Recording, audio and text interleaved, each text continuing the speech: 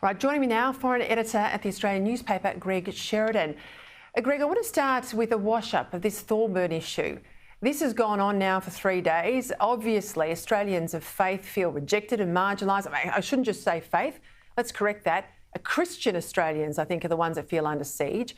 I thought you summed it up beautifully in the Australian today. You said, ask about someone's religious affiliation, question, well, that's discrimination. Sack someone because of that religious affiliation, well, that's inclusive. This is incredibly intolerant. Well, yes, Peter, I think that's right. It's really a grave moment in Australian cultural history. It's almost illegal to be an orthodox Christian. I think the worst actor in this, so Essendon Football Club is the typical cowardly, just genuflects to power, does whatever the fashion is, its commitment to human rights or anything is not worth 2 bob. But the most disgraceful actor in this is Daniel Andrews. He proclaims today that he's a Catholic. Well, the views that he demonised as hatred, bigotry, prejudice are the views of Pope Francis. I mean, the Catholic Church's teachings are exactly the same as the teachings of the Christian Church, which Thorburn was part of. There's no sin or anything about being gay, nothing like that, but the Church teaches that full sexual expression should occur in a marriage, which is between a man and a woman, and that the abortion is the taking of innocent human life. Now, the Church that Thorburn is associated with has those teachings. The Catholic Church, which Andrews now claims to be part of, has that teaching. So how dare Andrews demonise and stigmatise mainstream Christian views just for his own political advantage? And I thought, the leadership of Archbishop Peta Credlin, who is a very moderate and sensible and measured man, for him to come out and criticise Daniel Andrews today, Andrews should just hang his head in shame. Look, I agree with you on Daniel Andrews, and I thought that the Archbishop's comments, they don't often cover the clergy anymore, were incredibly strong and timely on this issue.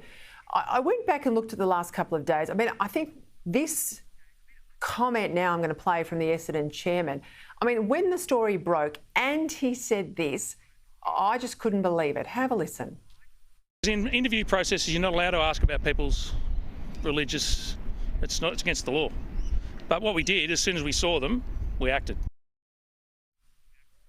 I can't believe he would say that on camera. Is he that much of an idiot? Well, it was a pretty dumb thing to say. But Peter, I don't want to be kind of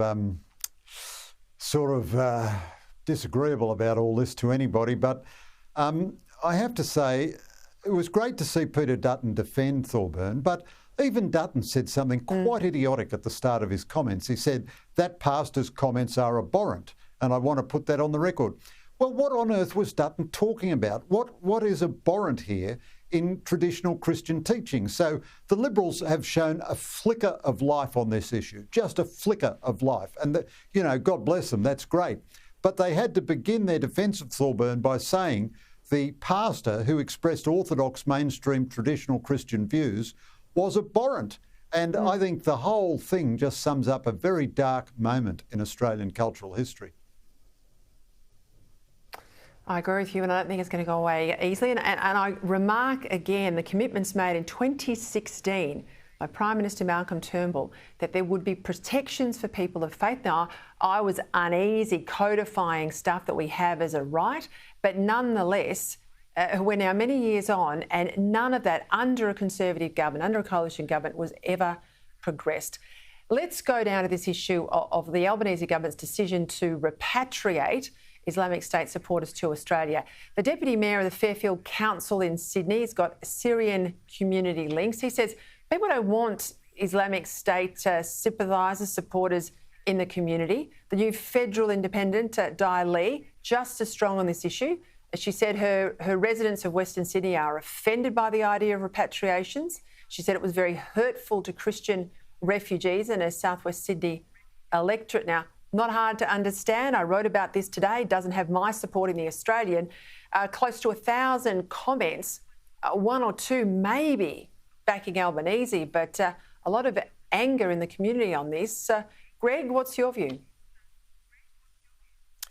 Well, Peter, I thought your column today on it was very powerful. I am a bit influenced by these comments from people in Western Sydney.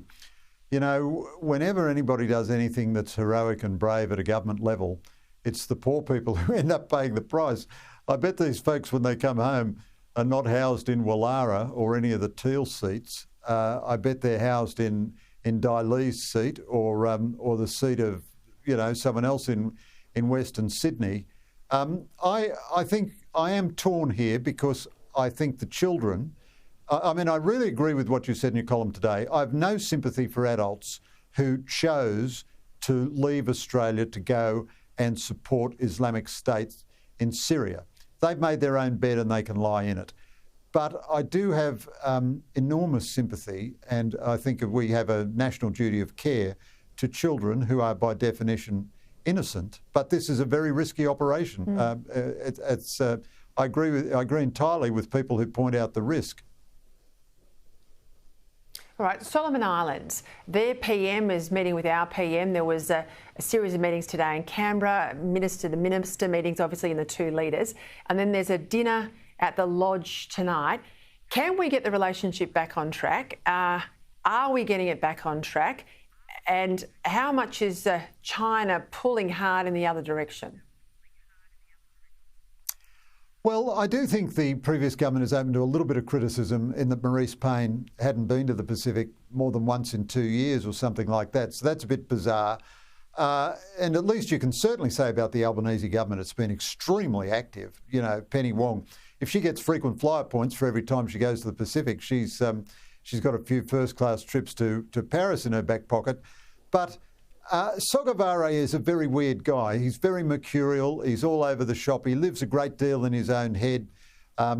He is all over you like a rash 1 minute, and then he's at your throat the next. He's been like this in the past. I mean, he had very warm, sweet things to say about Australia today, and he promised he'd never let a foreign government establish a military base in his country.